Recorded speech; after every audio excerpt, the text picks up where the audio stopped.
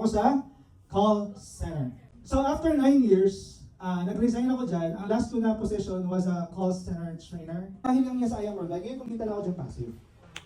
Kita na po ako ng nasa 27 million na ano. So I was diagnosed diabetes 2 last month. Ngayong taon naging 9.1. Sabi sa akin ng doktor, hindi kita makakalimutan kasi ikaw lang ang pasyente ko na may triglycerides na 900 plus. Nang maximum lang ay 150. Si ikaw lang ang kakilala ko na 9.1 tapos isa na lang daw, mag-insulin na ako. Kasi ninaniwala ako ng health, pinaka-importante sa lahat.